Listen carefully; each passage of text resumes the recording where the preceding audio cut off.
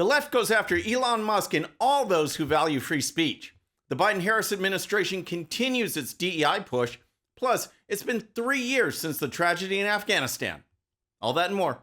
I'm Bobby Eberle. This is a 13-minute news hour. And God bless the United States of America.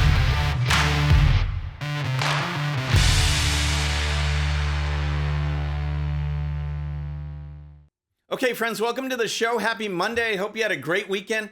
If you're new to the show, thank you so much for tuning in. We're going to start with the growing hostility exhibited by the left toward people like Elon Musk, Paula Durov, or any person who believes in free speech.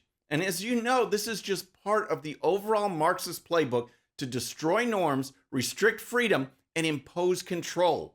Growing up, when we studied Maoist China, it was as if we stepped into some dystopian sci-fi world. Public shaming, beatings, death, thought control. But it wasn't science fiction. It was real. And look at what is happening right now. People were publicly shamed for not taking an experimental drug that didn't do anything it was claimed to do.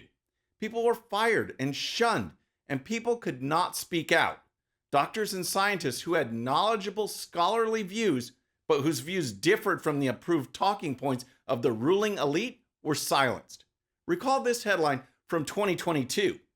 Nearly half of Dems say fines, prison time appropriate for questioning vaccines, poll says. People were banned, censored, demonetized. And now the push is not only stronger, it's global. Here's the Democrat vice presidential candidate nominee, Tim Walz. I think we need to push back on this. There's no guarantee to free speech on misinformation or hate speech, and especially around our democracy. Over the weekend, Telegram founder Paula Durov was arrested in France, not China or North Korea or Iran, but France, under a charge of the messaging app not having enough moderators to keep criminal activity in check. In reality, much like Elon Musk at X, Durov has become a target of the left-wing elite for simply supporting free speech. Alexander Vindman, one of those traitorous stooges of Trump's Ukraine impeachment, posted this on X. While Durov holds French citizenship, is arrested for violating French law, this has broader implications for other social media, including Twitter. There's a growing intolerance for platforming disinfo and malign influence and a growing appetite for accountability. Musk should be nervous. A growing intolerance for platforming disinformation. In other words, the left is growing intolerant of free speech. Big tech, along with government allies, is trying to shut down dissent by claiming that what they speak is the truth, and what we speak are lies. To say this is Orwellian doesn't come close to describing the magnitude of what's going on. Trump was banned from platforms. RFK Jr. was censored. Apps that support free speech are being targeted. The question I would ask for you is, who's going to be the arbiter of the truth? Well, it's definitely not going to be Elon Musk. Elon Musk, who endorsed Donald Trump, gave money to Donald Trump, and then gave praise Donald Trump and his conspiracy theories. He gave 1 million people, at least as of yesterday, a platform to crazy conspiracy theories about the Congo and immigration. You're confused. You're confused because Elon Musk is not playing filter on who is and who is not able to give a point of view on Twitter. He's made it a free speech platform. That was some Democrat strategist on Fox News once again claiming that people shouldn't have a right to share their thoughts if it disagrees with approved speech. This coming election is so much more than taxes or the economy. It's about our freedom and who is in control of this country, a ruling leftist elite or we, the people. Next, let's talk about the speech that is allowed.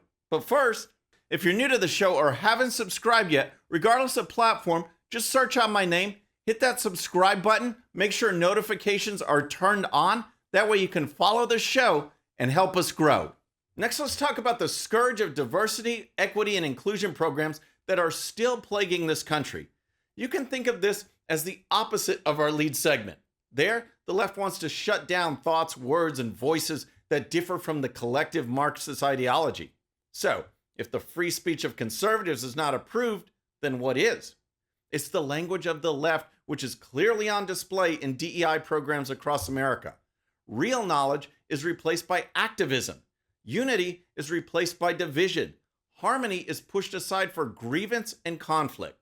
DEI programs teach that America is bad, that white people are bad, that pushing for excellence is bad.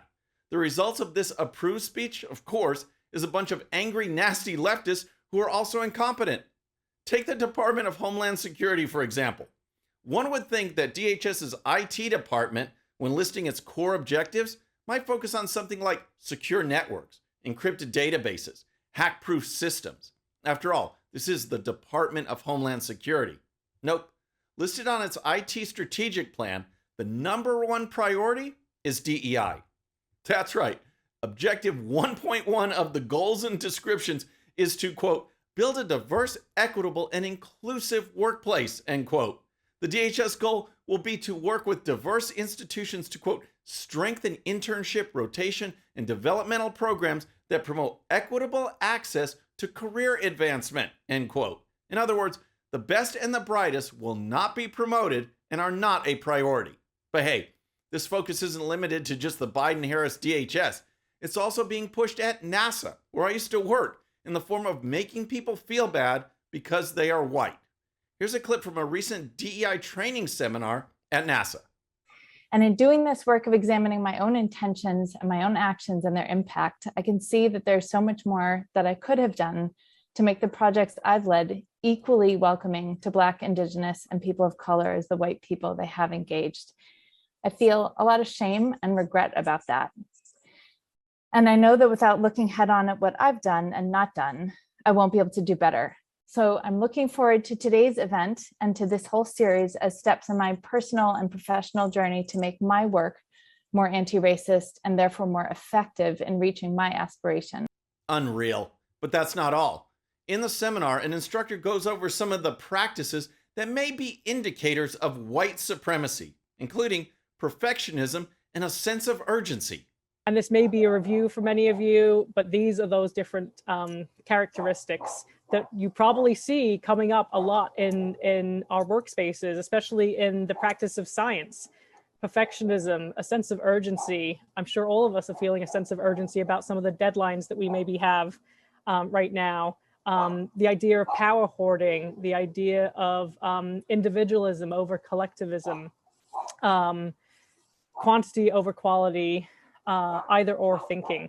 And so all of these things can really limit the way we go about doing our work, and they can really limit the way we are able to connect with communities that come from different cultural backgrounds that don't value these things the same way that white supremacy culture values them. One thing to keep in mind, this has nothing to do with being white. This has to do with destroying norms. Western civilization is built on concepts of freedom, hard work, ingenuity. So in order to tear that down, those concepts are denoted as bad and used as identifiers for white supremacy. So just remember, if you're talking with your friends about this election and trying to convey a sense of urgency, you're being a white supremacist. All right, next let's talk about the 3-year anniversary of the tragic and botched withdrawal from Afghanistan, which falls squarely at the feet of Joe Biden and Kamala Harris. To this very day, the families of those 13 who were killed during the withdrawal have still not heard from either Biden or Harris. And remember, Kamala Harris proudly proclaimed that she was, quote, the last person in the room, end quote, when Biden made the call. He just made a really big decision. Afghanistan. Yes. Were you the last person in the room? Yes. And you feel comfortable? I do. And I'm going to add to that. This is a president who has an extraordinary amount of courage. Obviously, this decision that she was comfortable with was a disaster. And 3 years later, the sting is still being felt. Not by those like Biden or Harris or others on the left, but for the families of the fallen and for America in general. Here's Pete Hegseth from Fox News. Kamala Harris was right there when Joe Biden made this call. If she had an inkling of an understanding of how bad this would unfold, she should have and would have spoken up, but she didn't, which means she's completely complicit with abandoning our men, with the 13 who were killed while we relied on the Taliban for our security. And not just that, Mark, but the chaos that unfolded around the world after that. Great comments. Hegseth went on to point out Harris's foreign policy is not one of putting America first, but rather one of advancing her Marxist roots and agenda. She has no worldview. She's an ideologue who barely likes, who comes from a Marxist background and is ambivalent about America's role in the world. So this is the Harris-Biden administration at this point. She would have made the same call Joe did, which means the world sees the same signals from her. Meanwhile, on this 3-year anniversary of the loss of those brave men and women, who showed up at the memorial ceremony at Arlington today? Biden? Harris? No, just former President Trump.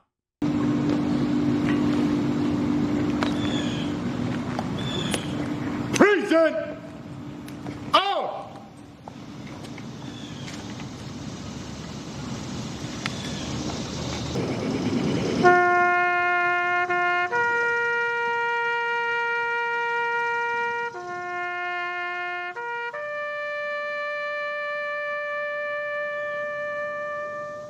No one has our service men and women's back like President Trump.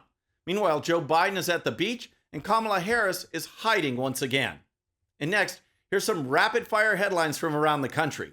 First, as reported in the Gateway Pundit, Kash Patel is calling out both former House Speakers Paul Ryan and Kevin McCarthy for knowing about the fraudulent Steele dossier and doing nothing about it. According to Patel, quote, Paul Ryan, as Speaker of the House, had in his possession the Steele dossier before he had Devin Nunes and I launch Russiagate investigation and never told us, end quote.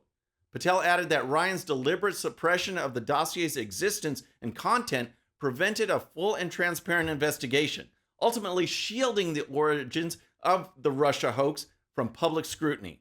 Since Kevin McCarthy served as Ryan's right-hand man, McCarthy's loyalty is being questioned as well, should he be called on to serve in a second Trump administration. Next, earlier this month, former President Trump sat down with a group of women who represent medical freedom advocacy groups. Dawn Jolly, We the Patriots USA president, was among those personally invited to meet with President Trump at his private golf club in Bedminster, New Jersey, where she had the unique opportunity to discuss crucial medical freedom issues like vaccine choice for children, schools, and employment, access to treatment options, and why they are important to Americans. According to Jolly, Trump was adamant on no vaccine mandates. Quote, more Americans than ever are questioning the science of vaccines and the government's usurpation of their health freedom, end quote, Jolly notes. It is encouraging that President Trump has taken a strong position against vaccine mandates. Finally, the University of Tampa is making news, and not in a good way. According to Young Americans for Freedom, one of the items the university puts into their training for resident assistants is on how to deal with students who feel threatened or menaced by Trump supporters. That's right. A training slide was obtained by YAF's chief communications officer, which reads, quote, you just returned from class and one of your residents asked to speak with you. He states that he feels unsafe in his room and needs an immediate room change. He goes on to state that he feels unsafe and threatened because his roommate put up a Make America Great Again flag in the room and that he is a member of YAF, end quote.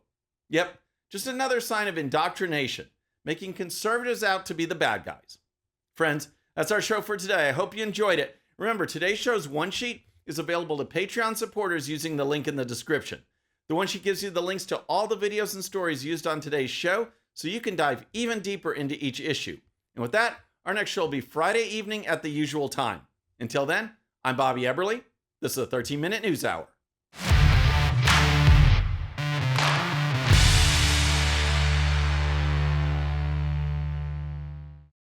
All right, friends, thanks again for tuning in. I really appreciate it. And before you go, please hit that subscribe button above. Once you do, tell your friends, share it, spread the word about the 13-minute news hour so we can keep growing. And for more great content, check out these videos right here, and I'll see you next time.